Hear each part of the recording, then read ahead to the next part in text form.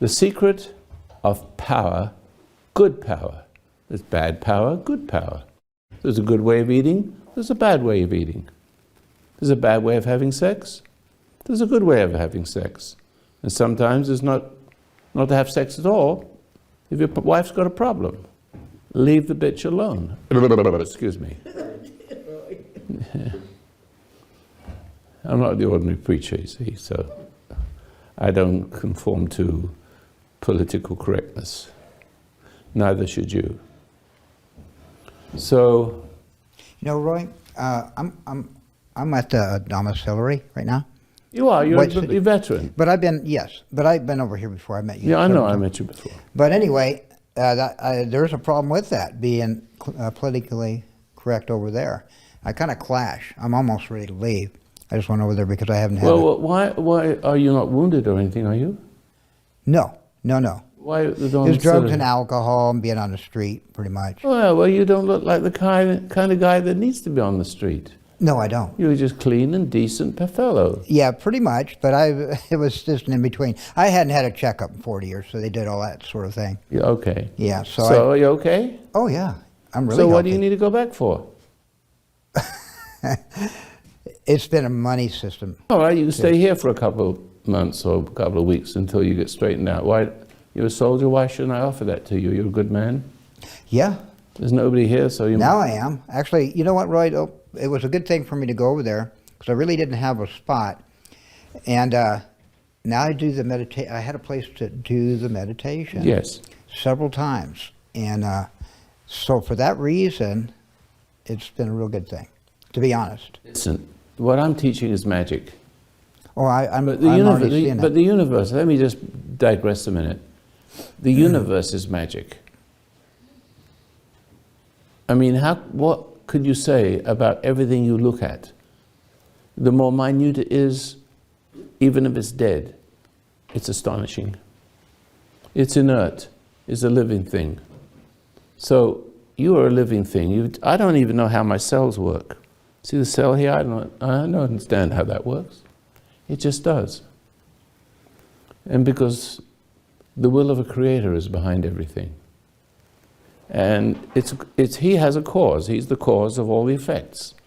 He's the uncaused cause.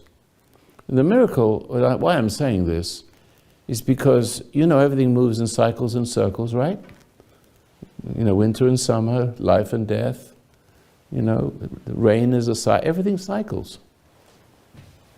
It's like everything. Flowers bloom, they die, they have seeds, so it always looks like the same flower, but the old one's dead, but it's the new one. It's always there. Well, it's like it's an inhale and exhale kind of thing. Yeah, but I'm trying to say something. Okay. I'm saying everything work by the power of a will. And you know there's a creator because it's just common sense. A painter doesn't paint itself. So even if the painter is invisible or dead, he died 20, 50 years, 1,000 years ago, you know, someone painted that. So why is it nobody can conceive of the magic world we live in, that something created all this? And it created it, and you might call it evolution, and it is an evolution of sense. You don't build a house without putting foundation under it. You've got to start with rocks. Little tiny rocks, big rocks. Turns into sun rocks. Give light rocks. All right, get it. So now, once you see there's a creator, and now the interesting part, he created all that, and nobody appreciates it. Does a painter paint for himself? Or does he paint for other than himself? What do you think? Would you paint something just for yourself? If you didn't have anybody to show it to? Well, you have a consciousness, and that's a little bit of God. He doesn't create universe without showing it to someone, if only for you to love him. But to love him, to appreciate the creator, I would say this is a sort of a foundation of what I'm about to say. So for a creator to create, if only to show off. Look what I can do. Just say, yeah, wow, that's amazing. How do you do it? Well, as long as you appreciate that, I'll do more. I'll create. What's more, I'll give you a little piece of my consciousness, and you'll build on this creation what I couldn't build without you. Build a civilization. I'll make you sons and daughters of mine. And you can have a life eternal. And then of course, then if he created a man, a woman in his image, and made them like the animals, then you're forced to appreciate him. There's no love there. He wants you to love him. So he gives us the freedom to either appreciate the world and to be responsible, the ability to respond to what's right in your heart. The choice to respond to this, look what I made. See, creation is evidence of Creator. Wow, that's good enough for me. So therefore I'm responsible. I've been married 58 years. She's difficult. Multiply difficult by power of 10. But I still love her. I love her not. I love her. I watch out for her. Make sure no harm comes to her. I take care of the kids. She's by her nature, she's Eve. By my nature, I'm Adam. In other words, we inherit a fallen state, so that we might, through suffering, appreciate that there's something wrong with our lives. We can't, in other words, the choice he was given really is love God, don't eat of the tree, obey. Be responsible. It's after all, it's only a piece of fruit. Here's paradise, here's everything you want. There's the tree, live forever.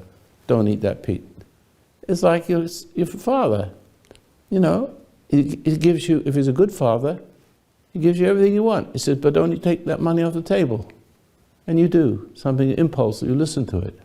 Why would anyone listen to it? Because there's another side of us called ego or pride. And when a child comes into the world, he comes into that, immersed into that corrupt culture. All cultures are corrupt. Some lesser, some more, and corruption means slavery. So therefore, when you're born into a world as a child, two forces wait on you, good and evil. The good comes with you, but you enter the world where not even your parents know how to deal with your children. They don't know because they haven't resolved their problems with their wife. Wife is scene of crime, duplicated. Here's the opportunity for Adam, me, you, to understand why the witch is a witch, why the woman is not a woman. The girl of your dreams is a nightmare of schemes. They all are. They can't help themselves. Comes from grandma, great-grandma, comes all the way from Eve. They're all that way, and they want to be loved. They don't want to be screwed.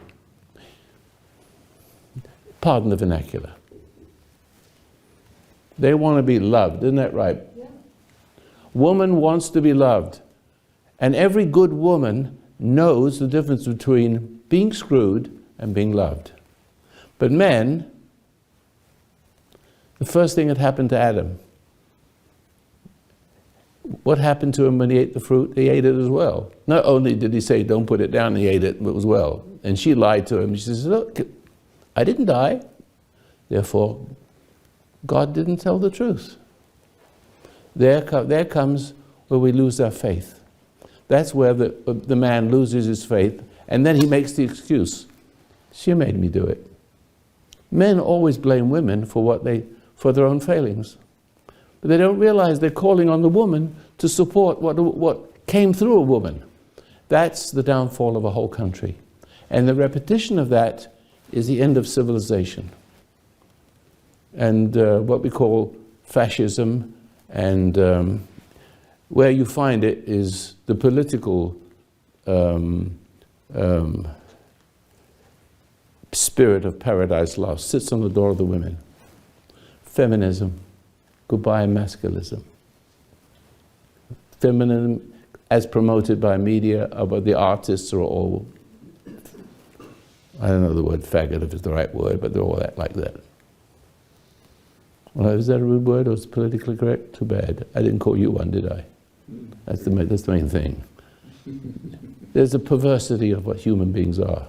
Too much women turns men into women, and women into men. The reversed order. When a man responds to a woman who needs love,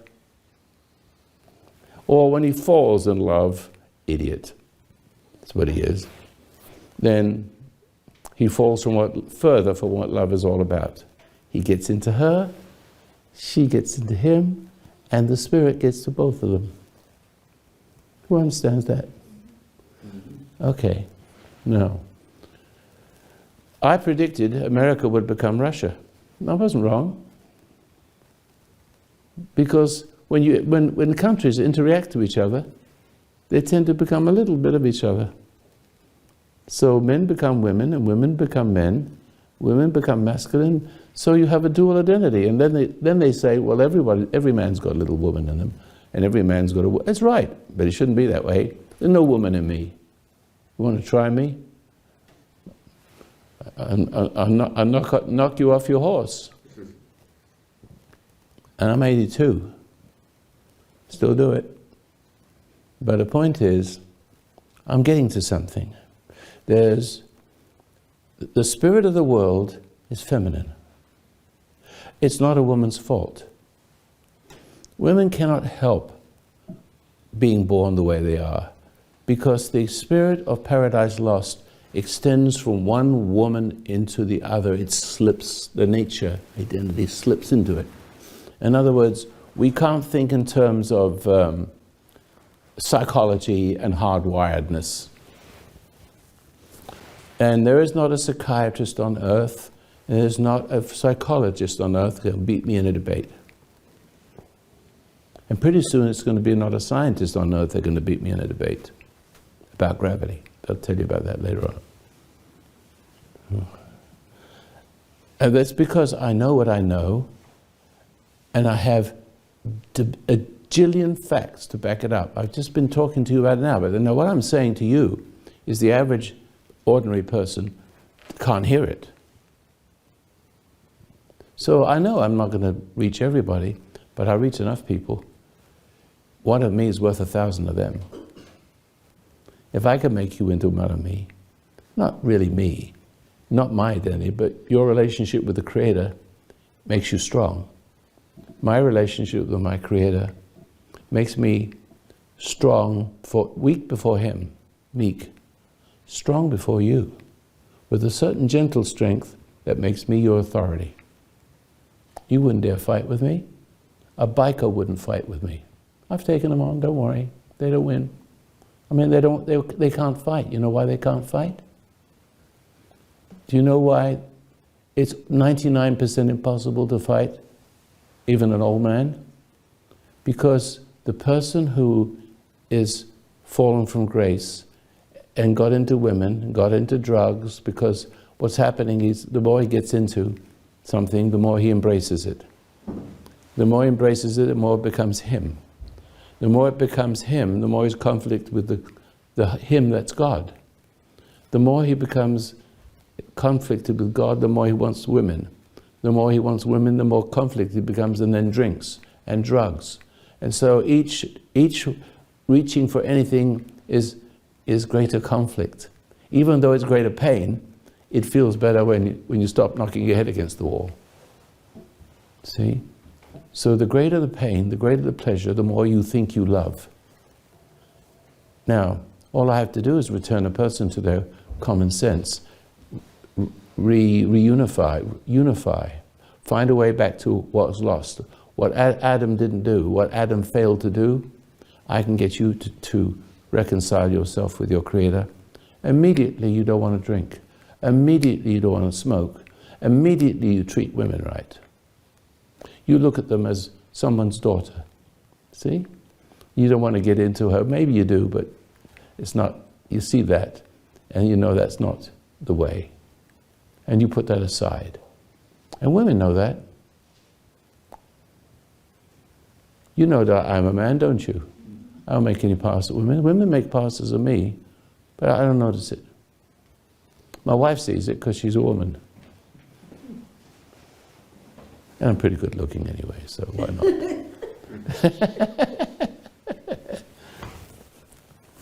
No, because women don't have men for husbands. They have beasts and wimps. And the reason why a big, strong guy, a biker or someone like that, they're very often very gentle souls. They don't like the way they are. They are compensated men. They are women inside. They're compensated men. And well, you do everything good. Look, everybody has talents. I can run around all over the place and just keep talking about the same thing different ways. You can be a scientist. You can be a mechanic. You can be a physician. You could be a doctor, a lawyer. You can be a governor. But even though you have these skills, if you're not a man, if you don't, you have your foibles, like all men have it when they come in the world, and each one of them is identifiable. I have a chart, and I say, oh, there's 20 kinds of people, and then it starts all over again. So I can have a chart, and I can look at you. I said, you do this, and you're a wimp, and you do anything your wife wants, and you get angry, and you have a secret. You smoke secretly. I know all of it. I can just look at you and put you right in that category. And so can the socialists. The socialists, they're those who want to rule you, and you get ruled through women. You don't get ruled by men, because Barack Obama is a woman. He's not a man. He's part, in a manner of speaking, he's not a bad guy. He's not a bad guy. He's just programmed. Just like you're programmed. And you're programmed. And each one of you are programmed. Each one is programmed to be a little bit like your mom, a little bit like your dad, weak before the strong, strong before the weak. One of you, there's got to be somebody in this audience, I can pick them out, who makes up their mind, I'm not going to be like my dad, I'm not going to be mean like my mom. So you make up your mind, see, everybody does this, everybody like you, that's half the country. So that covers that part of it. When I grow up, I'm going to be the nicest mother or father I'm going to be. But the trouble is you don't know what nice is. Because when you're troubled, when you've been corrupted and violated, you're always drawn to that which has corrupt you. What screws you enters you as a nature. And as a nature, not of God, but of the screwing, the corruption, that word corruption, it goes back to the scene of the crime, not to cure it, but to reinforce itself, for justification. That's what the love is, because the soul is hungry, but the soul that's wrong is hungry for the wrong food. And that food makes you a bully. Or, if you don't want to be like the bully, you have to allow yourself to be bullied and give up your life force and your power. That's how you become a slave. The whole world have a tendency to become slaves because of that last statement I made. You don't want it. We're all nice people. Americans are nice people, and they put up with crap from their husbands, from the politicians, from the schools. They just haven't got a voice because they're resentful and angry and judgmental, and in their mind they secretly look down upon the people they look up to. And that gives them power. And it gives them power to hurt the people they're looking at, those who are looking up to them. And they're looking up to them because they want to appease. They look up to those people as if they could give them something. But they took it in the first place. You go back to the very person who took you away from God, put an imposter in you that cries out to them.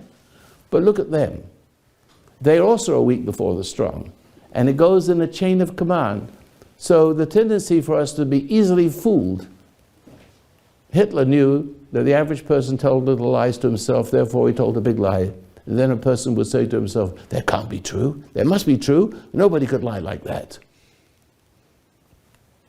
So my wife took to telling big lies, getting away with a lot of things. See? And that went on for 58 years. And I made some comments this morning that really shook her to the ground. I said, no more. And I won't tell you what I said, but I gave her 58 years, and all those years, she would tempt me and twist things and judge and do things behind my back. But on the surface, she was nice to everybody. You couldn't tell, only to me. It's okay. But I put up with it. Any man would be mad by now. But instead of this, now this is not a biker. This is not George Soros. You put me near George Soros, I change him in no time. He wouldn't know what hit him. So I'm expert in psychological warfare. But I'm going to teach you how it's done.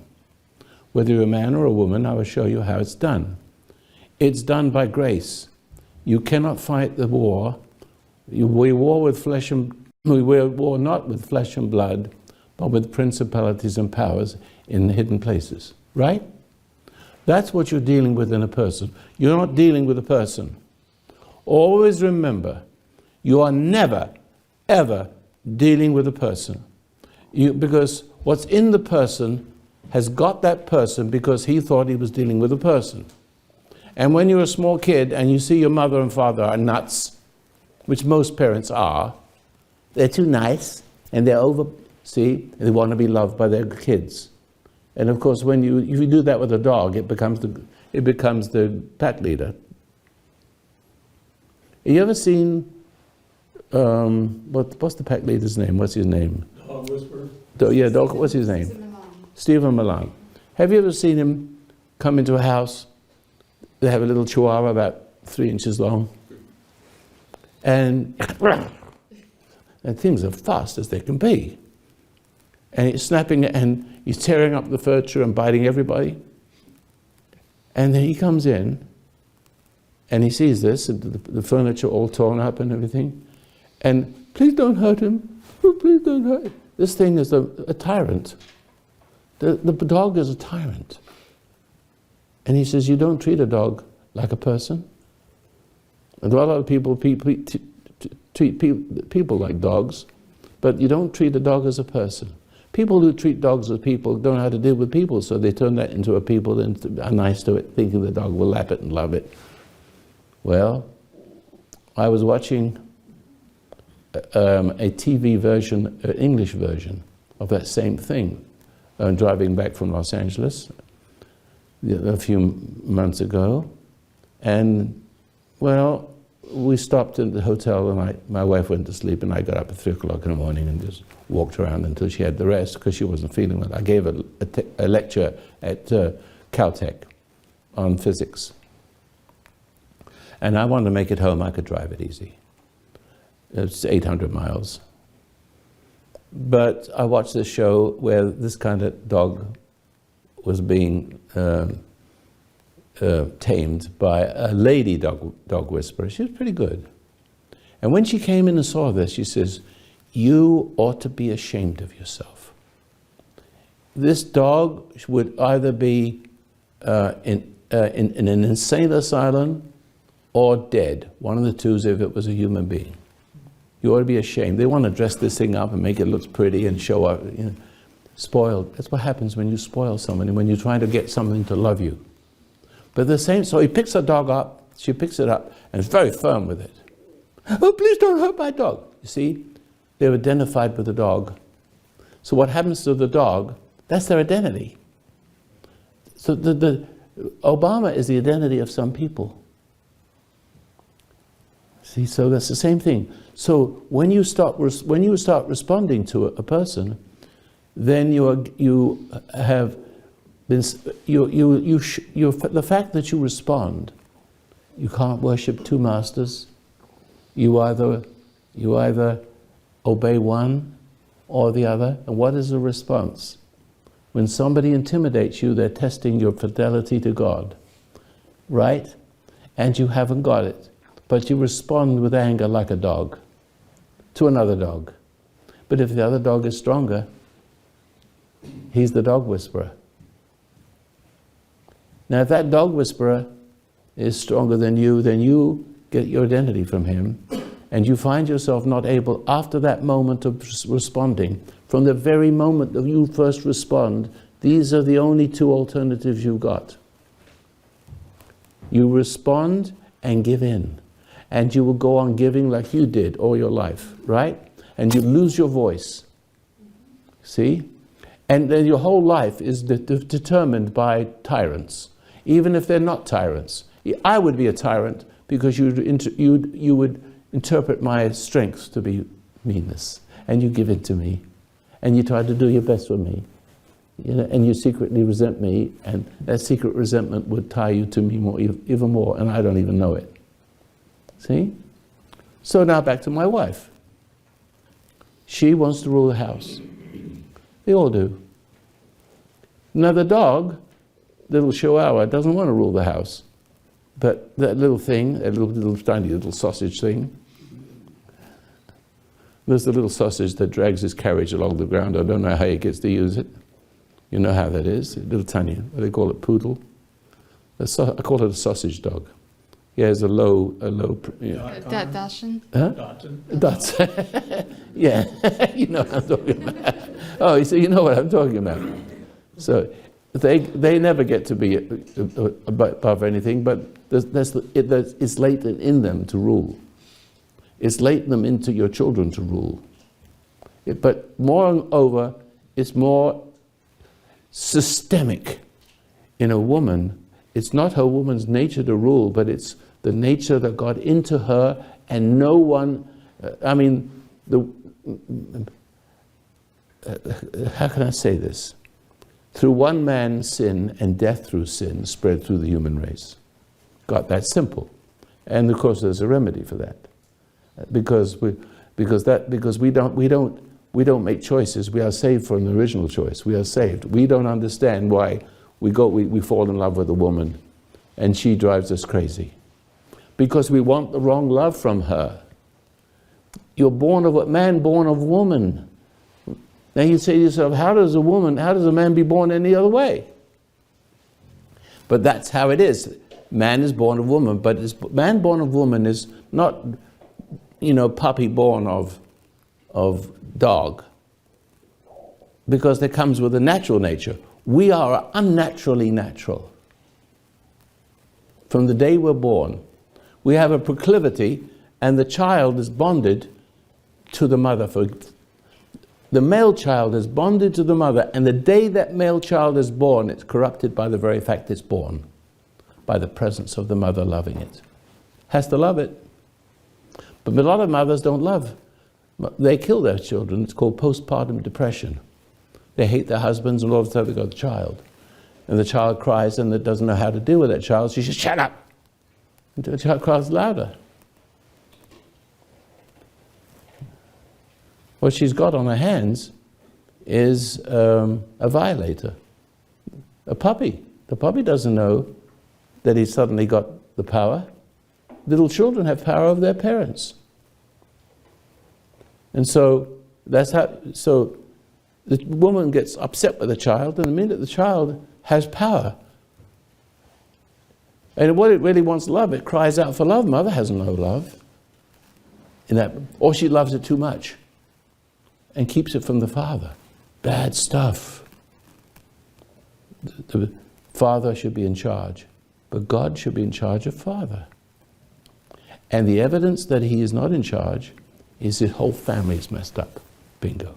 And if you're a nice guy, it doesn't work.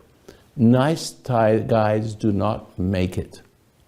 Strong, firm guys, one who are more interested in the woman and the children and his responsibility, and one who understands that women are irrational.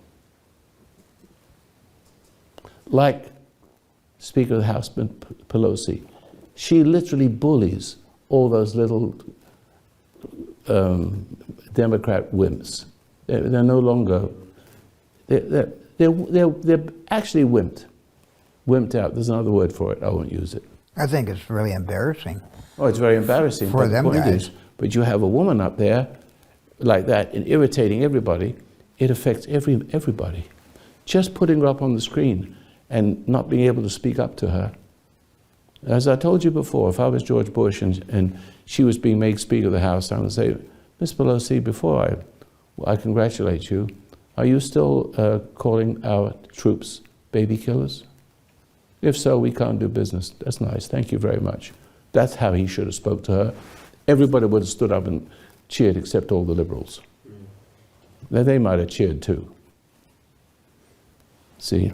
So, now,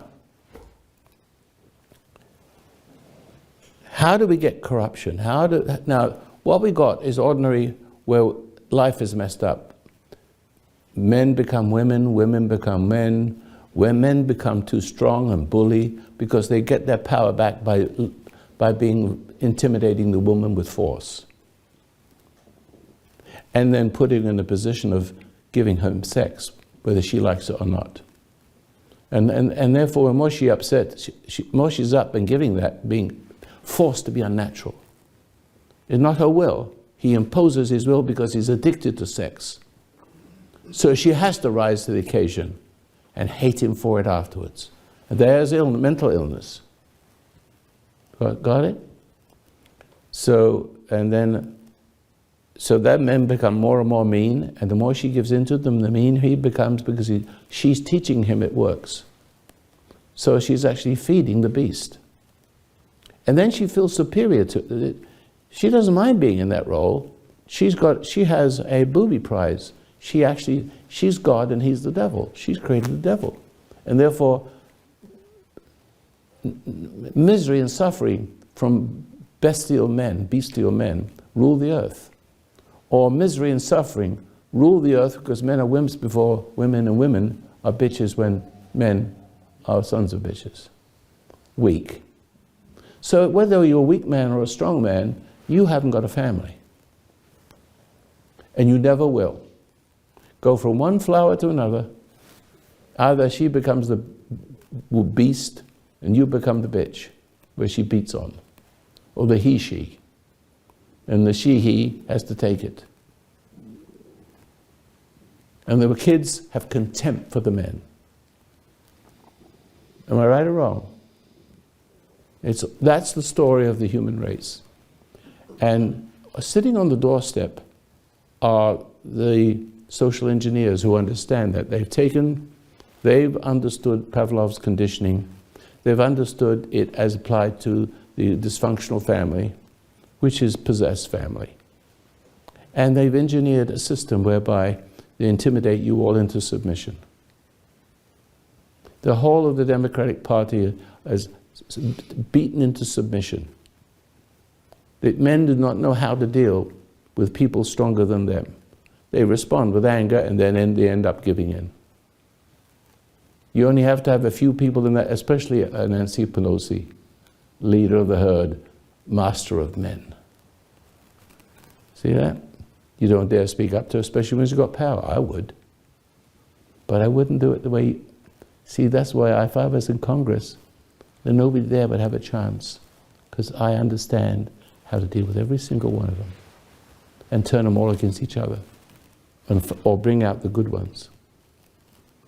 You go to Congress, you go to Washington, you go there with a good heart, well-meaning, and you don't know how to deal with the pressure. It's simple as that.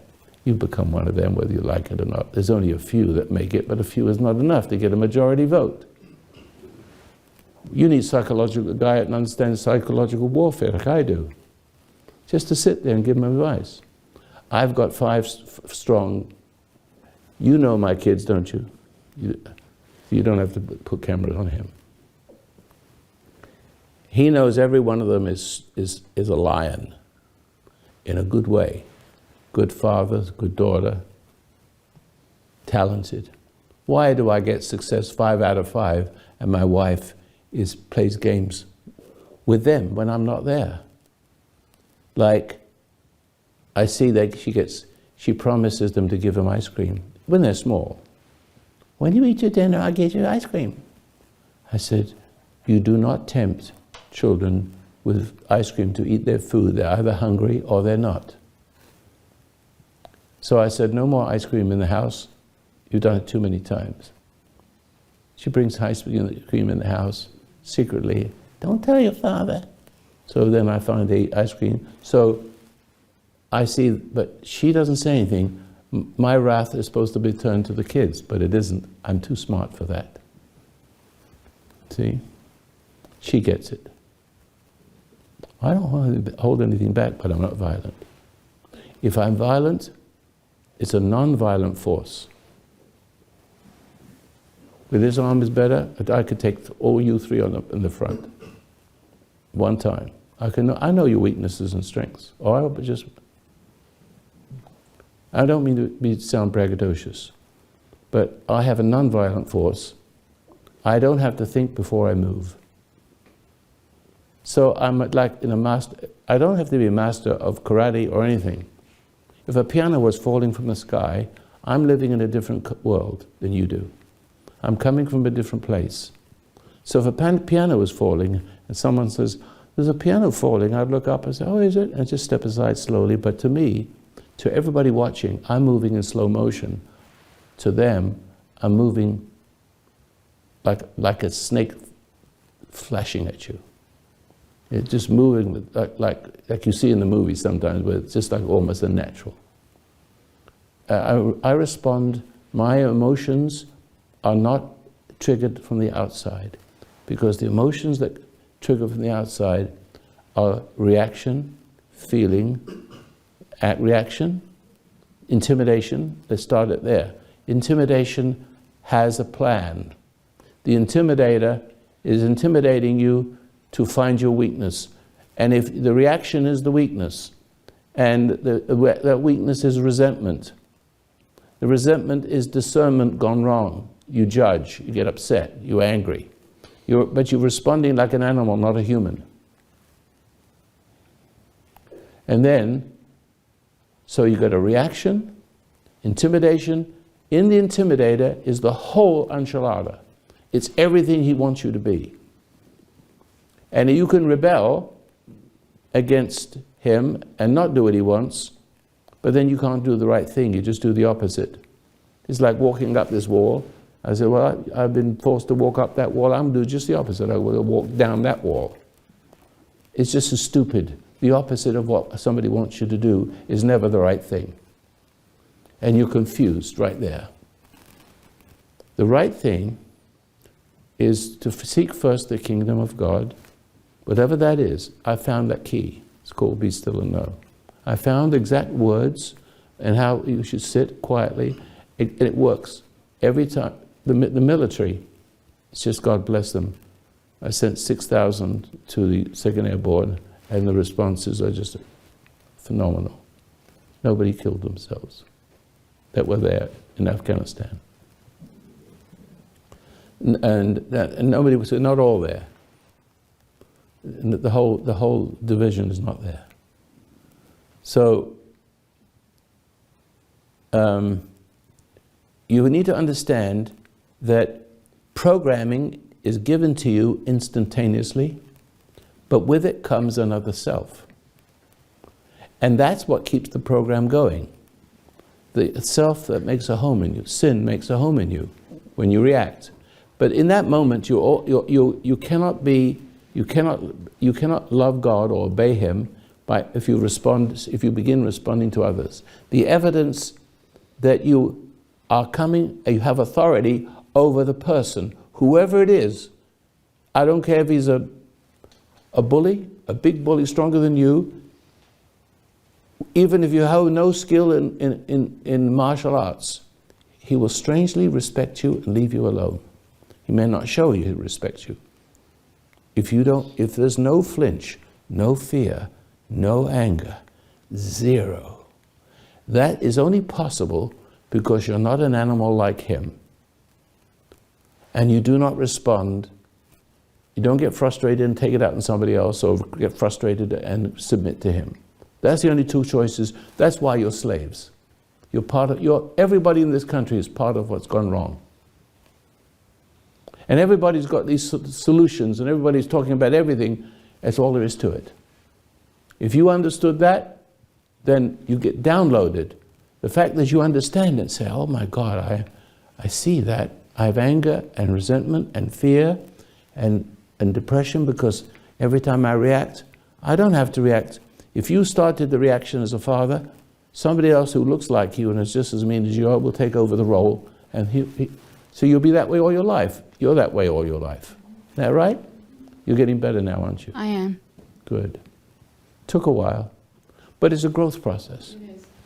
So the only way we're going to save this country, by the way, is for people like me to show everybody how to be free from their preachers, their rabbis, their imams, their wives, their husbands. Yeah, husbands too. You're not going to be free. A free people is only legally free, but eventually you lose the legal freedom and you become slaves. It's very simple, cut and dried. And they know it. They know it up there. The social engineers know it. They know exactly what they're doing, and you don't know how. You scratch your head. You scratch your head because you have conflict, and you solve your conflict by going to the world, the love of the world. The love of the world rises, gives you all the things you want, as long as you've got the money, as long as you can give yourself in slavery and to pay for it. Now,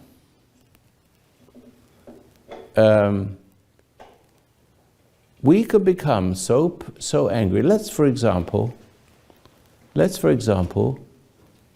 say to a person's a homosexual. He wasn't born a homosexual. Nothing natural about it. There's nothing natural about a person who's a drunk or a drug addict. But it's very hard to cure them because they are loyal to the very spirit that loves them and will supply the drugs, the alcohol. Here, dear, get me a drink. The woman say, get it yourself. But she doesn't want to lose the false security she's got from the bully because she's lost her own way and given the direction of her life to the bully. And men the same way. They haven't got the courage to speak up and eat dirt rather than obey somebody. I'm the kind of guy that eats dirt, but I don't have to eat dirt. I make them eat it. You make me eat dirt, you eat dirt. If it takes me 50 years, I'll wait for my opportunity. But I don't think of it. Oh, there's the opportunity. I get them now. I'll even frustrate the IRS. I thought that I was an easy mark. They're not. See? So, I never did anything. That's the part. I'll get them for, what I'll do is when I'm finished, when the administration changes over to being conservative, I'm going to get those two for what's that word when you intimidate to get what you want, to get money? Intimidate. There's a word for it. When you... Huh? Extortion, yeah. Extortion is when it could be an IRS agent who extorts money from you by bullying you, by making you say you owe $10,000 when you only owed $5. See? And you can't fight it, and he gets the $5, whatever it is, 200. When he uses intimidation to get it, even if he doesn't get the money himself, he's guilty of extortion. But I'm not going to do it right now. You've got Eric Holder over there. He won't, see? He won't do it. He is the kind of person that favors that kind of person, see? His world is built on people like that, intimidating people into submission. And he's a sweet, nice bully, passive aggressive. He's got a nice face, and he gets ahead with a nice face, and when he gets there, he does all the wrong things. And he holds the nice face up, and he doesn't do anything. He doesn't do anything that's good or fair. And you've elected him, and you wonder, why doesn't he do something good and fair? It looks like a nice fellow. He's got a nice smile on his face. He seems like he's not. You have to watch out for people who are nice, who are really bullies. Okay, now, the homosexual person becomes a homosexual because because the father is so weak and the mother is so strong. Instead of the father being able to represent God and separate the boy from the mother's influence, he does not. He fails. So the mother has the most influence over him. So he becomes weak or feminine, to the point where he begins to look at men through women's eyes. And he needs a father, so it's a man. It's a combination of both things. But he has a sexual feeling for the... You can have sexual feeling for an ice cream. Believe it or not, you can. Anything that excites you, it awakens a feeling. See? Some forbidden fruit. Something, anything. Being upset. All you have to do is upset a man, and he falls to anger, and he becomes an animal, and immediately what's the first thing an animal does when he's angry? Has to reproduce. That's the thing. It awakens the sensuality, it awakens the senses of a beast. And if it does so, it gets angry and angry and angry, and it begins to hate women. But the more he hates women, the more sexually aroused he becomes. And the more he will do anything to have that woman be nice and then show his face, show the real face afterwards, or take her by force and get pleasure. Because he hated his mother. Yeah? And in other words, he's a man, he has a strong sexual feeling. This kind of man, by hating his mother, may become his father, who did the same thing to the mother. See? It takes her by force, and therefore degrades her. Because by the fact that the mother was stronger than she should be and the father was weak, he took on the nature of the woman, and he took on the rage of the father, the secret rage of the father. And so that person becomes a violent person. But then also, he becomes so much a woman that he actually looks at a man as a woman looks at as a man, and becomes sexually excited by the presence of a man who's weak, because he has his mother's nature. And if a man is weak or strong, but wicked strong, he submits to that man. It's like his father. So you have a pervert who plays the male role of a homosexual part, and then you have the young man who has a strong sexual feeling, who allows his rear end to be exposed, because you can get off that way too. See? So you need to understand perversion, and they love each other. See? But they have the same fight as men and women do. And I learned something about homosexuality. I was walking through a department store once, and then they were interviewing this homosexual, and said, well, don't you ever get angry with each other?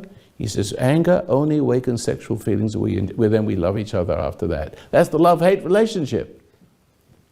That's what caused the interchanges between men and women. The more sex you have, the more you become a woman. The more sex she has with you, the more she becomes a man. Or a wimp. Or more and more of a female bitch. Wimp. One who enjoys a prostitute. She become a prostitute. Enjoy degrading men while she's degrading herself, but making money. There's a whole combination of these things. I talk about this on radio and have women who are prostitutes get to be normal again, because finally they hear someone that understands them. It's always hate, resentment, anger, frustration.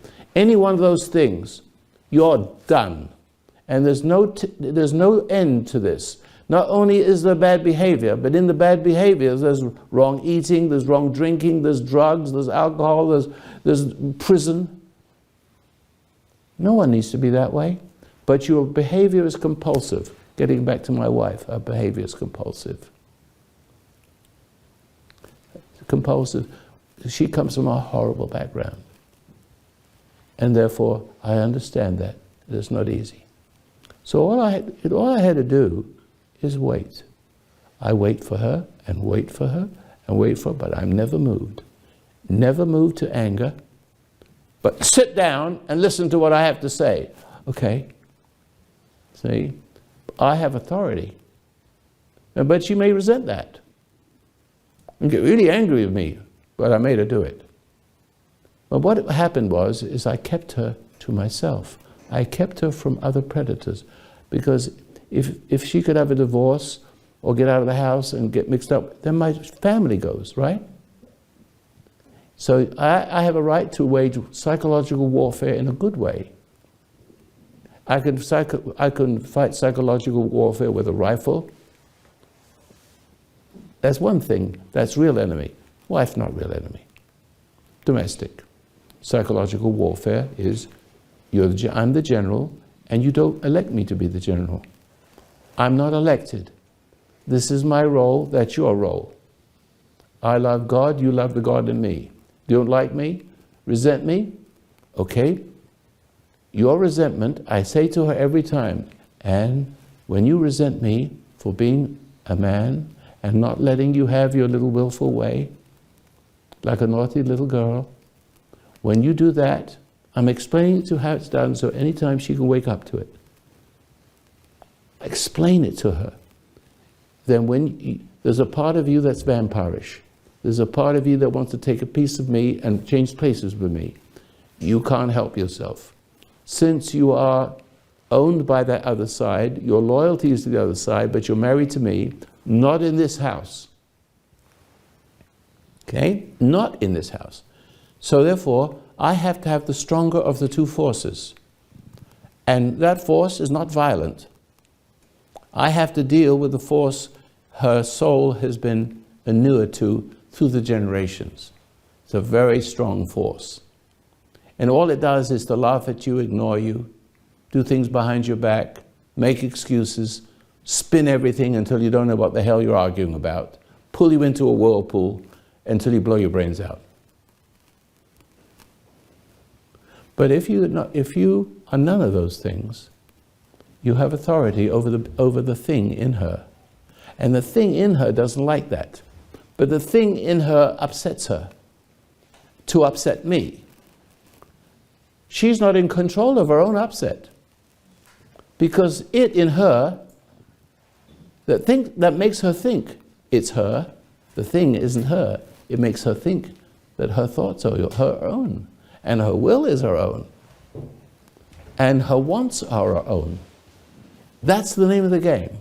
There's no psychological stuff in it. There's no pills or anything to cure all this. What cures it is the fact I have a relationship with my Creator. I understand the game. And not tonight, Josephine, or any other night. I kept away sexually from my wife for 35 years.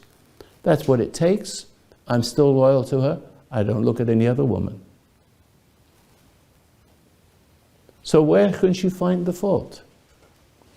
Because I'm just strong. It's no. Well, I'm going to get a lawyer. Bang, bang, bang, bang, the door's closed. When you get calm, you can leave. That's what happened in the early days. If I had not done that, I wouldn't have a family. Some other SOB would have had my family and she'd be out in the dirt. Right? No way. I'm not letting the lawyers get hold of you because you're irrational. She's irrational. Well, she messed up some of the kids. I get it. Got it straightened out. Don't worry. It takes a while. It's easier to screw people's mind, hard to unscrew it. That was my job, to unscrew my children. They still carry a little burden of that, but as long as I'm alive, so now she's old, she's healthy and strong. But she wouldn't have been. She's dutiful, she does as she's told, but she plays with me still a little bit. But I have a wife, and I've protected her so that nothing stole her away where she doesn't belong. She belongs to me. I'm the one that cares for her. And she doesn't have to return that love. Remember that, gentlemen. She does not have to return, I love Patty. I don't ask you to return love, do I? Well, what do? You love me, don't you? You do things for me.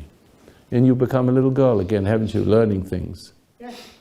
And teaching yourself, you know, when you should be on Social Security and taking care of yourself, which you get anyway, but the point is, see, that woman loves me. And so do you, don't you? Yes. You came from a cult where you saw babies being murdered. See? And you were so weak in the beginning, you practically fainted where you stood, didn't you? I did. Yeah. There have been times when you have blasted me. I mean, really, really hard.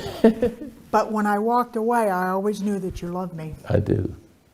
You know? I got to get through to you. See, the good blast, the good force, which is an antidote to the bad force. So that's why there's no anger in it. If there's anger in it, then it will it programs you. But tough love doesn't. No. Now Sam, he does the other. Yeah. It's awful. But you have to deal with it. But I recognize that If now. you can recognize it, you make him ashamed of himself. Yes. You don't preach to women. Don't preach to men. No. Men can do it to women, but Right. women, they have to be gracious and make that man feel silly. Saying nothing back to him when he does this, he'll come back because what's in him corrects him rather than me. That's right. Very well said. Very well said. Now, let's take another subject. And here's a dangerous one. Since the country is corrupt, and there's no curing it, there's jails and pills. That's it, mental hospitals. No cure for any of it. There's no cure for PTSD. I got it. But at the same time, if I can do that, I can cure everything that leads up to it because it's even easier. But the soldiers being noble, it's easier for men who have really experienced horror and been tormented. They're more ready than the average citizen who is a wimp, you know, and is lukewarm in everything. There's no spirit there. Give me a rebel. Give me the worst person in jail. I'll turn him in, if it's possible. And it mostly is, because he's so angry at society and angry at what they do to stop him. See? And they have that use the law and have imperfect people trying to fix him. Like one flew over the cuckoo's nest. The people in the insane asylum are smarter than the doctors. So what rises up over us are parents and teachers and rabbis and priests and government that's worse than enough. So no wonder it's almost impossible to get better, because only the ones who are bullies get ahead. And every now and then you have a free spirit that makes it.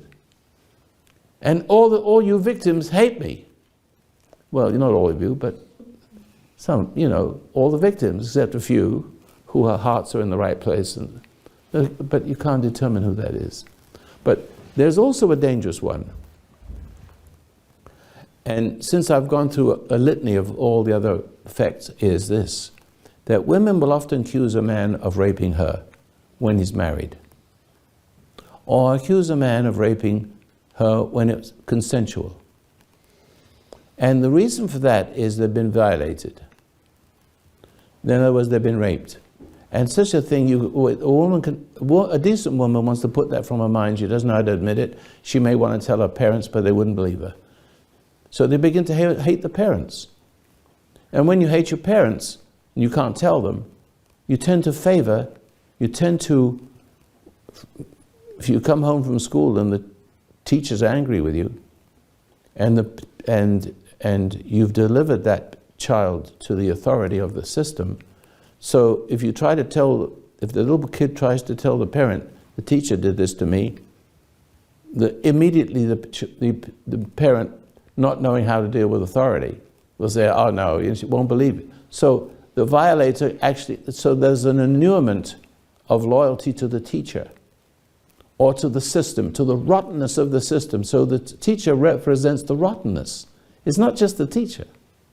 And the kid may not be able to learn. Why? Because when you force a person to learn, you learn from books. And you've got the spirit pushing you to read those books. and to learn them. And so, in order to defend your soul, the corruption of your soul, to keep the teacher, the spirit of the teacher out, you refuse to do what the teacher wants. So you reject books, you reject learning, thinking that you kept the teacher out, but you've let the teacher in as well. See that? And the teacher doesn't, and if you're successful, if you're a good student, you become one of them, and you become a member of the government. You get a degree, and you're one of them. It's so bloody subtle, but it's got to be unmasked. And so what I need to do is help the people who want to be helped first. And then with those people, we'll get the others. Because in other words, you need to have war. You need to have psychological warfare where the people who are good, decent, need to stand up in such a way that they all have this strength. And those other people can't do it. Now let me come back again to that other idea, as I'm weaving a pattern here. If you have what I'm talking about, find what I'm talking about inside yourself as a gift. It's an unmerited gift. It's a gift. It's heaven sent. It's not of this world. It's in the world because you want it in you. And so when you deal with, if you go out in the world and you get tempted by somebody meaner and stronger, we call that one the beast, because he feeds on your failing. He's got no life of his own. He wants to take your life, even if he has to kill you. That's Saddam Hussein type, and all his minions. They just suck on the people's lives, and they're addicted to it. Can't stop. Separated God, even the soul needs life force, even if you have to steal it from other people. Vampire. So, when you deal with one of those, and they want to take a piece of you, and they use the energy in order to get it. They meet the energy that's coming. It's a war of energies. It's not a war of words. They meet the energies coming from you. They have a program in them. Just like when you get upset, there's a program in the upset to become one of them, to do unto others as what was done unto you. Not doing unto others as you would have them do unto you. See? So you have a program.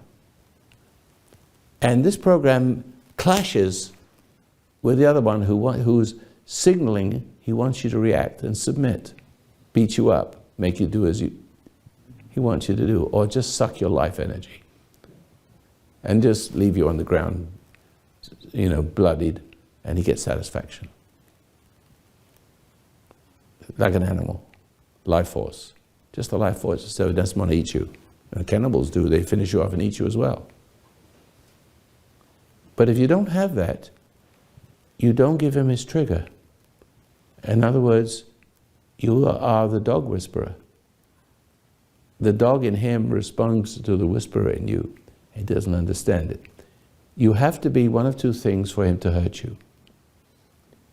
Angry, fearful. They both belong to each other, two sides of the same coin. If you're angry or fearful, they'll have you. But if you are 120 pounds and the other person is 200 pounds with a karate background, but he's like that, and you don't get intimidated, he doesn't understand why he can't hurt you. Very simple.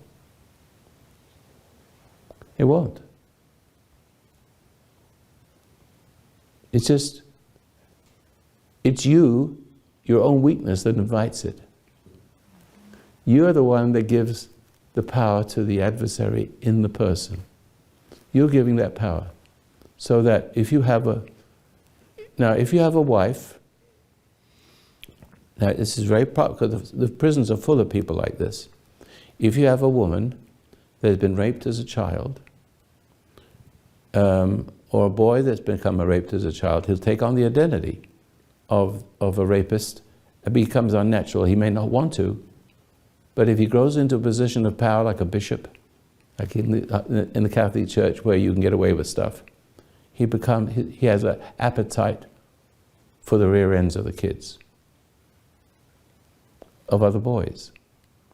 Or you'll have an appetite for the meanness of a mother, because anger towards your mother makes you sexual towards her. And while you're small, you're suppressed because you can only be stronger when you stand up before the weak. When a woman plays a broken a dove with a broken wing, it awakens the sexual feeling of a man.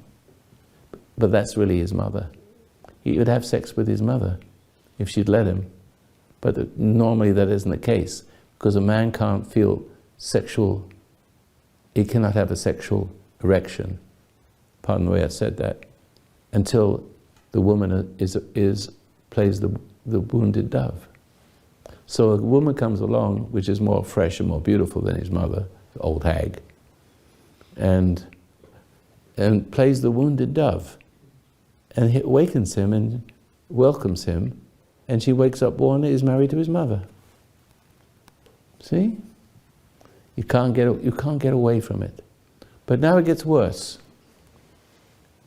A woman has been raped by her father, raped by a man, and parents won't believe her. She can't live with it, she buries it. But she's looking for a man, a good man. What is this woman looking for in a good man? A woman that can't hurt her. A woman that loves her and is decent. But when he has sex with her, there's a side of her that wants to, remember, if you're sweet and nice, a sweet niceness is weakness.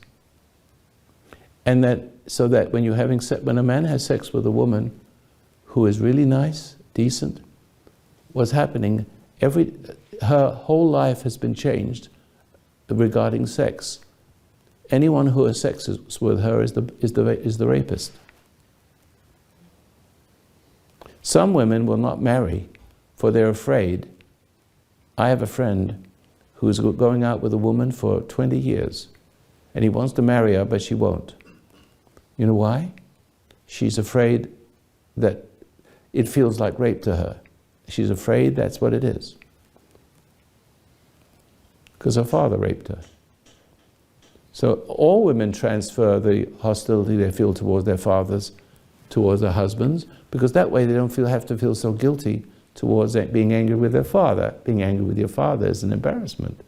But if you transfer it to your husband, and women will say, I don't hate my husband, I don't hate my father, he was a pretty bad guy. But it's transferred to the husband, and she starts to irritate him in such a way, he becomes the father she hates. Because the only love she knows is to be a slave of the hate object. See? And therefore it repeats itself again. It's endless. We will always be attracted to the thing that screws us. But we'll also be victims. So a man could be married to a woman who's been raped and has forgotten it and not dealt with it. But every time she has sex, she hasn't forgiven the rapist, and therefore the husband becomes the rapist. And one day she wakes up and accuses him of it. She starts to resent him more and more, but the more she resents him, the more sexual feeling arises towards him, and she enjoys the sexual feeling because there is pleasure in it. I had a woman from Ireland come to see me, and she came all the way. She was 83 years old, and the only way I knew about this is because one of my workers, she confessed to one of the workers that she needed to talk to me privately, and so I let her come over in his car, and what it was is she was raped as a child, and she had an embarrassment over that, and she never could. She was such a sweet, decent lady, but she had one guilt, and the guilt was she said she enjoyed it, and she didn't know how to admit to that. See, so it ruined her whole life. She never had any relationships after that because of the embarrassment of enjoying it, because it was unhealthy.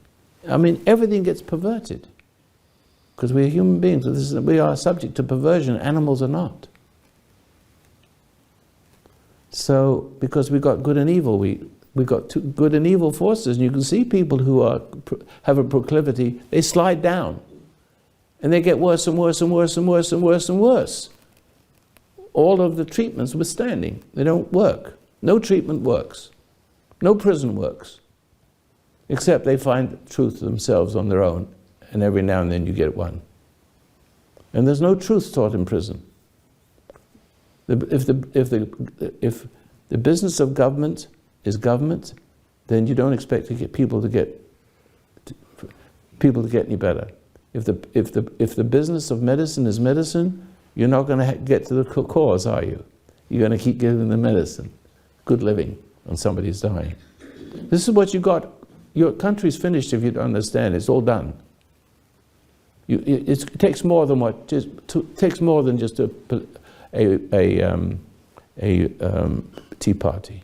It takes understanding of how the enemy thinks, and not all the facts. That won't help either. It helps a little bit to arouse you, but they're going to intimidate you into submission just by ignoring you and going ahead with their agenda. Anyway, ignore it. Just like the children being ignored by their parent, frustrate the children to do anything to get the love of the parent. Gotcha. See? So in my own case, I never touched my wife for 35 years. That makes me the boss. Because every time, if I yielded to that, she'd be impossible to handle. Knowing that, even if I don't know it, but I do know it. I don't know her past. She doesn't talk about it. But there's a will there. And if I don't give myself to her, I can't have a normal relationship with her. It's impossible. But I still don't hate her. I love her just the same. See that? I said my vow, through better or for worse, for richer or poorer. Is that not right? So, if I have to give up something, and I learned something, it was good to give it up. See?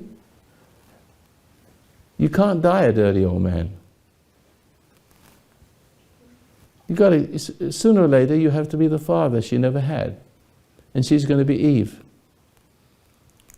the daughter. Adam screwed with his daughter. That became his wife. That's how it happened. Therefore, a woman's always looking for the man she's never had. And a man is always looking for the woman, the wanton one, who deceived him. And the first impulse he had was a sexual feeling. Behold, he saw he was naked. What do you think he saw when he was naked? All little boys get embarrassed by that, don't they? Simple. Why would you feel embarrassed about sex? Because it's unnaturally natural. See how I said that? And so therefore, if you don't have a wife or a wife that loves you, that's broken, you leave her alone. And you're okay with it. Am I making sense? So I've covered the whole waterfront. Any questions? That's an hour and 25 minutes. I didn't realize I didn't even give you a chance to ask questions. 1 hour and 25 minutes went by. Did I answer all questions?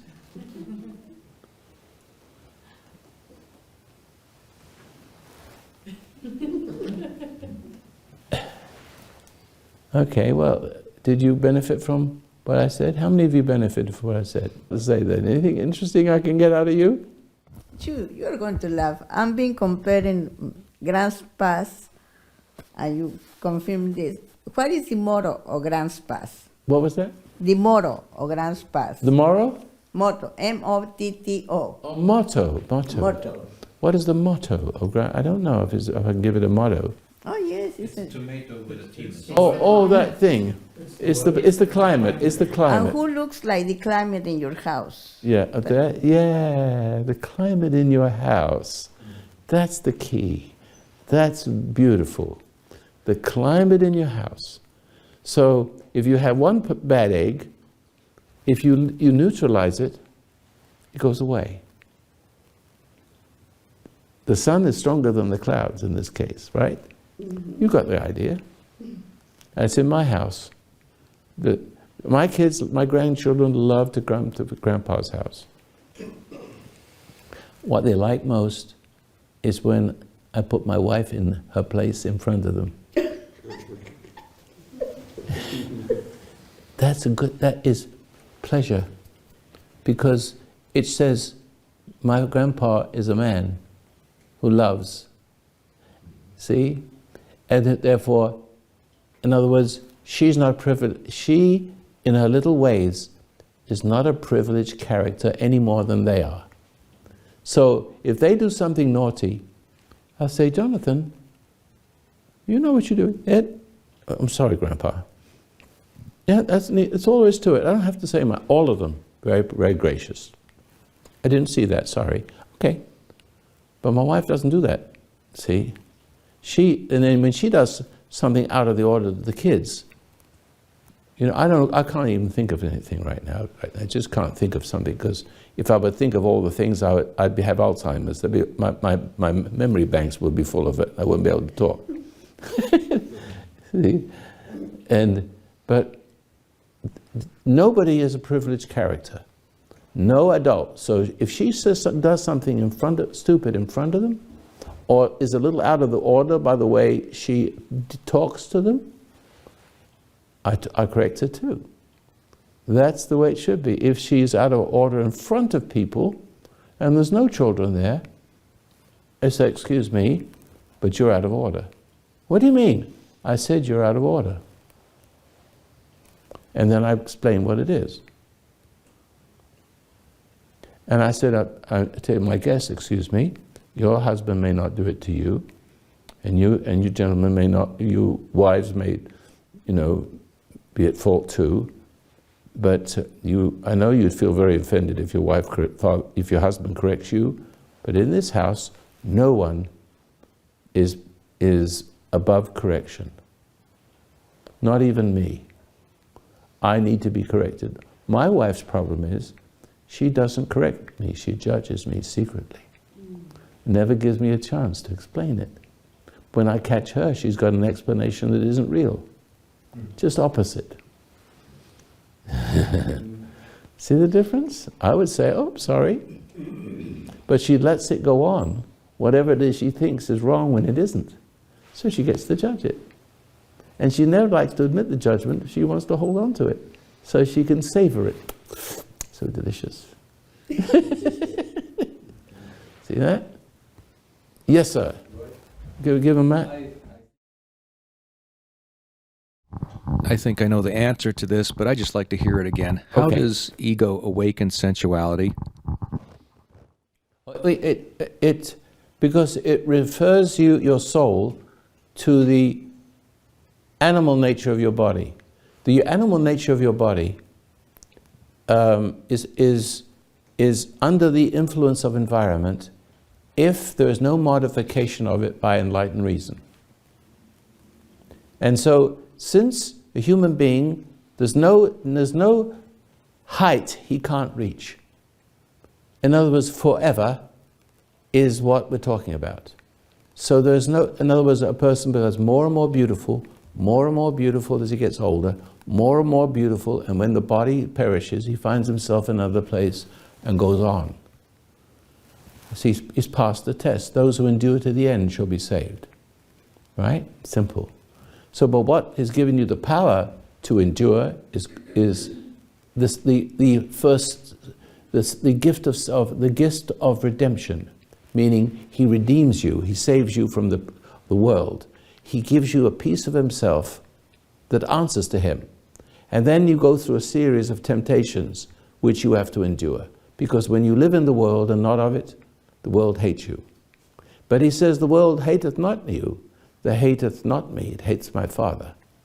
So don't see, the thing is that you have to learn when people hate you, it isn't people that's hating you, it's sin that hates you. And it wants you to hate the person. It wants you to hate the person who's made in the image of God, because the minute you do that, you're hating God because you've hated his image. That's why you can't have any other image. The image of God, I don't care how disheveled that person is, you do not hate them, even if he's hateable and incurable, like the thief on the cross. One was really hateable all the way down to hell and beyond. The other one was a good thief. He never wanted to be a thief. He could never help being a thief. He never met any. If he met Jesus a long time ago, he wouldn't have been a thief. See that? Change course. My job is help you change course. So if you rise above your animal state, you're going to begin to look at that impulse. You're going to look at the contraceptives you're just about to buy, and you think, now why am I doing this? You're going to think of the drink you're just about to drink and said, why am I doing this? It's ridiculous. See? Walk away from it. You can't help yourself. I went to a hypnosis convention one time. It's the only time I ever met anybody who was supposed to be like me, but I wasn't like them. I already created a record that is counter-hypnotic. It's the one that the military uses now. The same one exactly. Nothing changed in it. And I'm talking about 60 years ago. 55 years ago. So I gave him a copy of the record, 33 1/3. And he was bragging about girls and stepping out and his wife. I said, well, why don't you listen to this? This is my way of doing it. He comes back next day, he says, what did you do to me? I said, what do you mean? He says, I'm beginning to see that being an adulterer is wrong. Boing. See? He couldn't see it before. I lifted the consciousness up. Some people don't want to wake up. They like the way they are. They may like the way until some crisis comes. Cancer, something. And that's what, so America is vulnerable. If I could get to all of America, save it. The preachers can't save it. The rabbis can't save it. I've got all of the chaplains, all of them, signing off on it's good for the troops. Even the head chaplain of all of the armed forces. But there's no money coming from them, but I'll find the money anyway. I gave 60,000 out already. There's about 100,000 downloads. So it's getting around. See, what I want to do is help the troops, because the VA has put, in the VA there are psychiatrists who are Obamaites, means they are part of the system that's been in process for the last 70 years. See that? And they're killing our soldiers, and they don't want them to get well. They're just going to put them on pills and let them live like trolls under a bridge. At the Dom, the psychiatrists are women, and I clash totally. You don't want a woman. You don't want a woman helping a man. I can't have a woman over me in any kind of way. You don't want a woman minister either. Oh, it's not their role. That's just, I'm totally turned. No, it's not their role. In the Jewish religion, women have to be silent in the church. But you're right, Roy. The whole thing, the whole system, is based on it. It is. It's either you're on pills or something. But you see, the thing is, but the socialists have crept into everything. Oh, I know. And so, therefore, the enemy. You see how they feel towards our soldiers, don't you? Oh, yeah. You see how the media, they call them baby killers. They hate them because they're the strength. That's what protects our country. So they're demoralizing them, and when they come back, many of them come back with post-traumatic stress disorder or depressions. So if you mistreat them, they're no longer a danger to them. But if I can bring them back to their, to remind them of their sovereignty and their former nobility, then they're dangerous. Which is what I'm doing. We, no matter what war you were in over there, a lot of us have respect for each other. Yeah, I know that. And that's a good thing. It's a band of brothers, I know it. Yeah, there's a camaraderie. Look, I love America. I became an American citizen in 1996. And because I saw America becoming what it is, that's why I came up here. I left a beautiful home. I have a house on the water, a boat in front of it. I bought it cheap, but in those days it was very cheap because they hadn't built a breakwater, so they couldn't sell them, so I bought one. And it isn't worth more now, but a lot of money now, but not then. I paid $50,000 for it. That wasn't much. It took me 45 years to pay it off. You know, I thought, Mike, that's a lot of money, $315 a month. Nah, it's a lot of money. But I had the, you know, I never get a big salary from the foundation. Never do, don't get it today. Just very modest. And the policeman earns more than I do, to put it very simply, in this town. So, what was I saying? That I moved my kids out of here, out of Los Angeles and Ventura, and brought them up here, built school.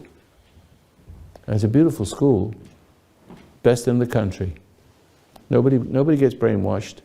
Right now they're earning degrees. When they come out, some of them have got college degrees at 14. The 2 years of college already. And without pressure. They just love to work. You take the pressure learning is brainwashing. Destroy people. Let them do what they love, and give them. You know where I learned all this? I've got no degrees. Put me against any psychiatrist and psychologist, and he'll shrivel up. Any one of them. I met a lot of friends who are psychiatrists. You know, the chief psychiatrist in Walter Reed he uses the meditation, and he says, "Roy, how does it work?" I said, "I'll tell you when I see you." The Secretary of State called me. "Thank you. What you do," but that's all they can do. Secretary of the Army, excuse me. So, it's working. And my theory of gravity, it's going to work too. Fuel from any point in space. I don't have to have an education, I just have to be interested. That would get you a lot more attention. The smartest people in the world are all self-educated.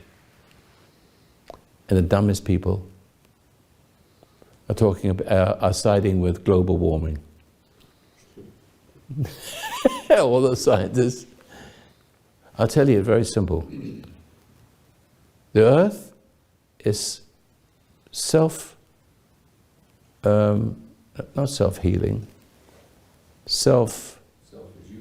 rejuvenating. There's another word for it. For the last 6 million years, or since life has been on this Earth, it's done that. See, it gets cold, it gets hot, it gets cold, and it gets hot. That's part of the evolutionary stress you put on animals and creatures, so each learns to adapt to different conditions and becomes stronger and stronger, and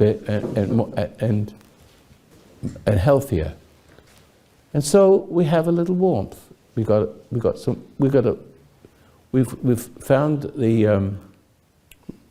found out what carbon does. It's very interesting. If you put carbon into the air, when you have a forest fire, carbon goes back into the air, recycles, and if there's an excess of carbon, yes, it gets a little bit warmer, and there's other reasons for it. But that's the reason for it. And then it rains more. It evaporates the oceans, and it rains more. The climate of America used to have dinosaurs here. We have, they're saber-toothed tigers, all kinds of creatures that tropical right here. So there was a time when 90% of the species of the Earth don't exist anymore. But there's still new ones. They're finding hundreds of new ones every week, every month. New ones every month, new species, which is like crazy. It flies in the face of evolution, although there is such a thing. So all that does is rain more, and when it rains more, things grow. When things grow, it grabs the carbon, and it balances itself. It's self-regulating. That was the word I was saying, self-regulating. The Earth is self-regulating. Don't worry about it. Take all the punishment you can give it. You can drop bombs on it and erase the human race, and everything will die for a long time, but it'll come back without any help from anybody. So I said to him, so I was at the science, where I was at Caltech and they lecturing on global warming, and I said to him, so is the is the Earth, Isn't the earth self-regulating? Didn't answer the question. He says, but it's getting warmer. And I said, for whatever reason, what's the problem with getting warmer? Who's causing it? He said, 6 million people. I said, well, we've replaced 6 million people with 6 billion cows. Would that make any difference? It gets warmer anyway, and it will take care of itself. They want to start killing people, regulating the population. That's the end goal. Regulating people. The healthcare is going to take care of the young ones. They don't get the healthcare. The old people don't get it. Only the ones that are worthy enough will have it. That's the way they regulate. See? So, I know every trick in the book. Then he says, well, the oceans are rising. I said, excuse me, I live in Ventura, California. I live on the water. I've been there 45 years. I've measured the water. It hasn't raised at all. What are you talking about? Sat down. I said, I know. If the water was rising, the water comes up on my docks. It comes up on my docks a certain way, and it's always marked there. It doesn't move. It's always the same. It's always been a lie, hasn't it? Even scientists are caught up in madness. I remember I said to you before, you could have entertainers with entertainers, you can have politicians, you can have scientists, but all have these skills, they're all crazy. They all carry with them baggage. You marry one and that's what you got. You're one of them, one of those 20 different kinds of people, except they're a scientist. Or they're an artist. Or this, but still, when he puts his pants over the end of the bed at night, she's yours. That's all. Roy, there's a lot of money involved too, and research. Of course. So in other words, I think in the 70s or 80s, it was like a mini ice age coming on, and then it switched, to the heating. But they make a lot of money doing it. What it is, scientists can have egos. Women have egos. Men have egos. But people with egos always want to be number one. And how do you get number one? You make somebody number two. You look down on them, right? See? And it's in the home, where every home is a madhouse. There's always somebody trying to be the boss. The dog whisperer. Not the dog whisperer, but what's the other word for it? The leader of the house. Yeah, the ruler of the house. Roy, my argument with global warming is God created man, and we are an incredible... You're from New Zealand or Africa, South Africa? England. Oh, really? I'm English, very. But it sounds, the way you said a few words. Well, because I've been here a while, so I picked up American drawl. That's not American, but go ahead. Anyway, my argument with global warming is God created the world, created everything in it. It's absolutely perfect. If the sun was 1 degree in any direction, we would either fry or freeze. So how could global warming be an issue? Well, because God's not going to create a world that's going to destroy itself. Well, we've already discovered that it's a conspiracy of liars. Absolutely. It could be a conspiracy of lawyers. But the point is they have to take God out of the equation. Well, that's the whole idea. If you leave him in there in any shape, in the Judeo-Christian aspect, that is what's given us civilization to the degree that we have, to keep it from tyranny from creeping over the whole world. America and Israel are the light of the world. Britain used to be, but it's sort of... I said I became an American citizen from being English because I saw it's no point in going back there. It's just useless. Well, I might do the same. And America is the last place. I've got to do something here, and I am going to do something here. So let's have some lunch. Okay? It's very sweet of you to come. Thank you very much. My apologies. Okay. That's fine. Thank you. And you okay? Yeah. Oh, doesn't sound like it.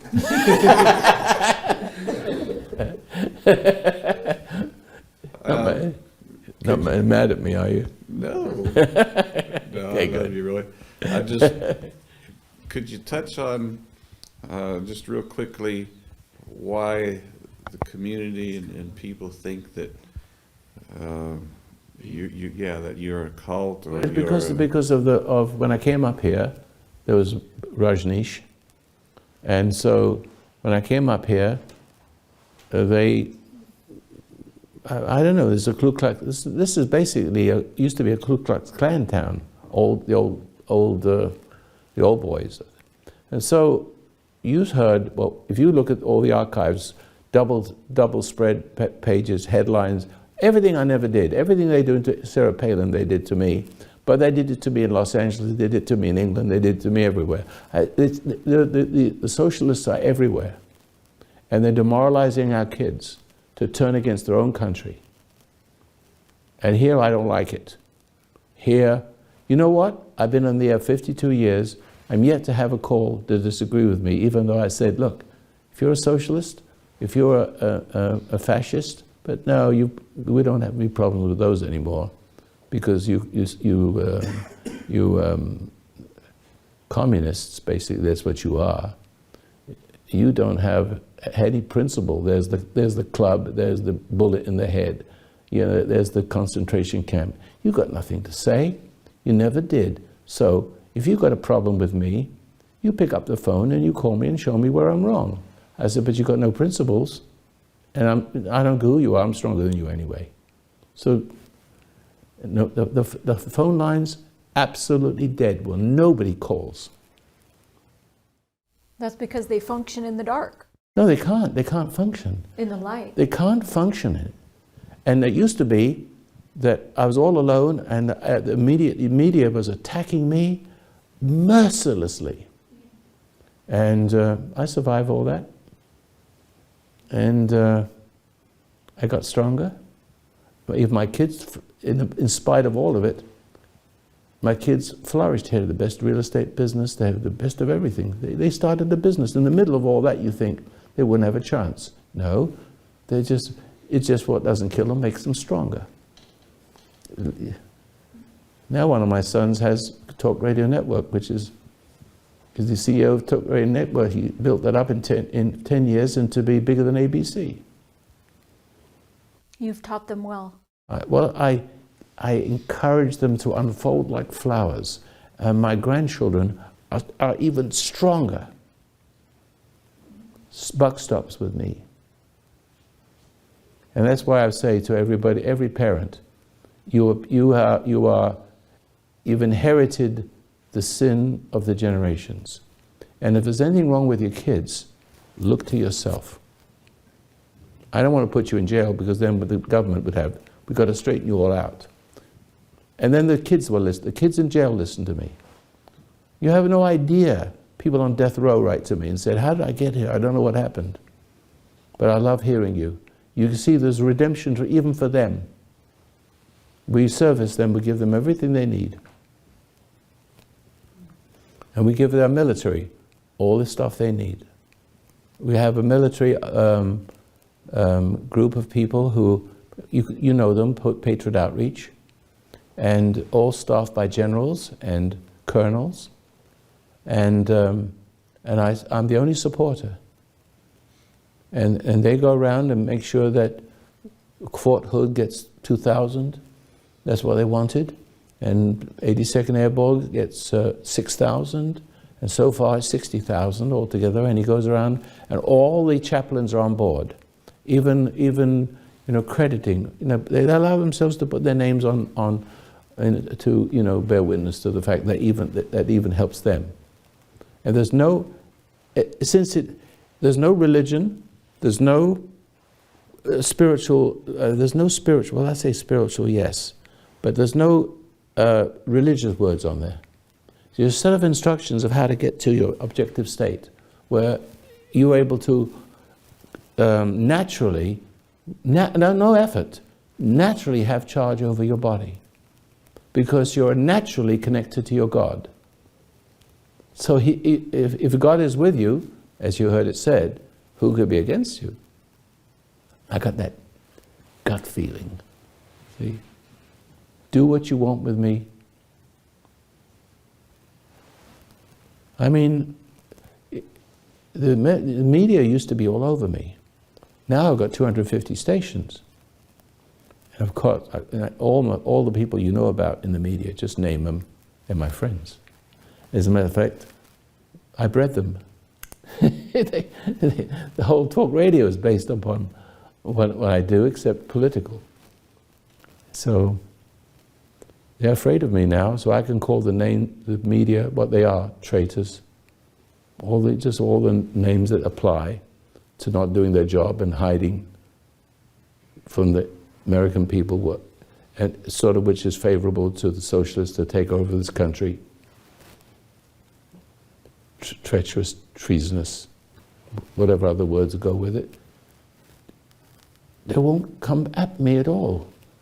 If you look at the internet, you see all the things that were said. Years and years and years and years and years and years. I'm only better. I had 500 people, but people in this town became so afraid. Bomb threats. People who had businesses. When I first came here, we used to have a big church with a lot of people in it. But it stays with them, you know what I mean?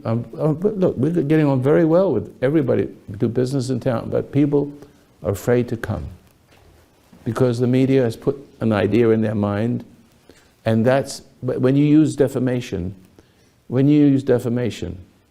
then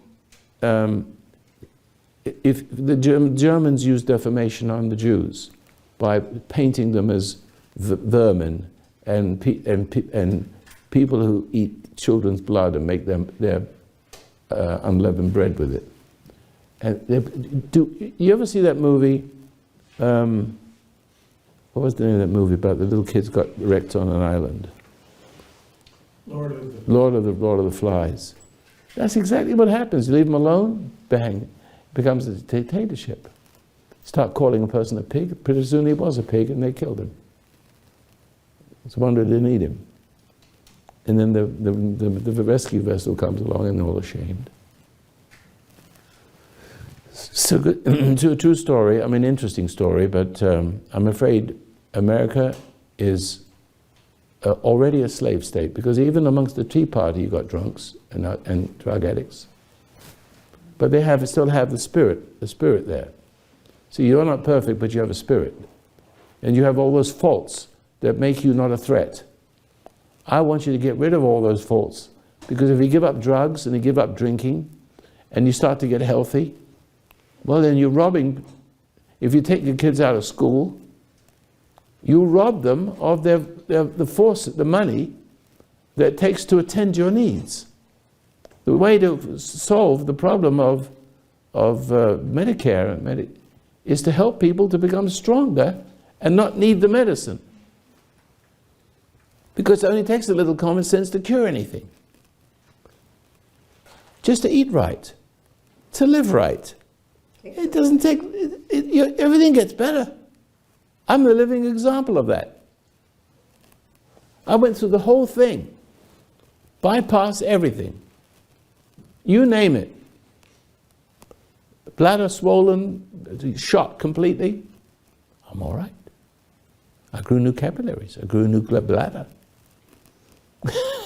Everything grew back to normal.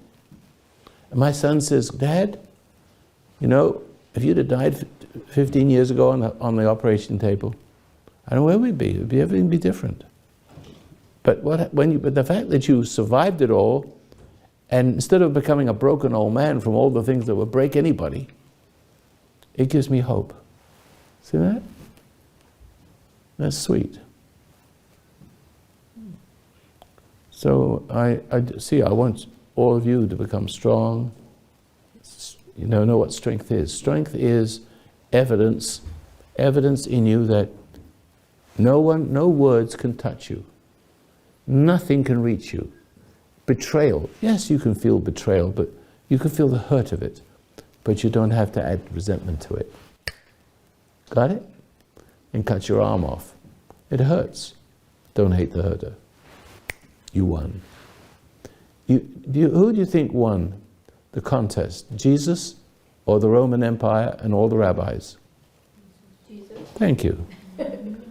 Who do you think who was being persecuted? The Roman Empire, all the rabbis, all the bad people? Who was being persecuted? Jesus. No, he was doing the persecuting. They couldn't stand him. That's why they killed him.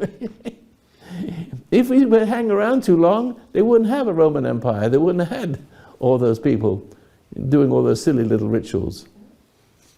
He would have freed everybody. He would have freed everybody, because the purpose of Judaism is to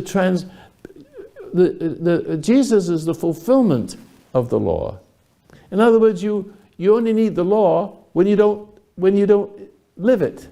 When it isn't natural for you to live for some reason, the reason I explained. When you're a selfish person in some way, and we're all born selfish, even little kids have selfish qualities, you have to have a father who learns how to correct that by being the example. The perfect example is authority. If you're not a perfect example, the world is authority. See that? Yeah, You lose your kids. a father has to say, no, don't do that. Or But if the father's not there, if nobody's there, then the child does it.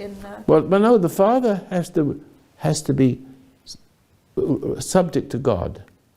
The mother has to be subject to the father, and this is the divine order, all things being as they should be. So therefore, when a woman looks at a man and sees that he's very respectable and he cannot be tempted or manipulated or confused, he knows right from wrong, and the woman senses that she can't have a way with him, and actually respects him for that, because she's conflict with that thing that comes, this is called the worm that dieth not. It comes from generations. Women have that. You have it. You know you have it. Every woman has that. You have it. You have it in the most subtle way, don't you? Sweet, sweet, sweet, sweet, everything's sweet. Resentful, judgmental, and want to have your way, want everybody to like you, everybody, right? But I'm waking up to it now. I see it. You're manipulating. When you're being sweet and nice, you're manipulating people to look at you a certain way. Mm-hmm. And if they don't look at you in a certain way, you resent them, but then the resentment makes you even sweeter, until you become a nothing. Got it? I understand, yeah. Good. You can actually look at somebody and see their faults and see how their mother is, That's how her mother was probably. Or the father. And the father. Yeah, either way. All right.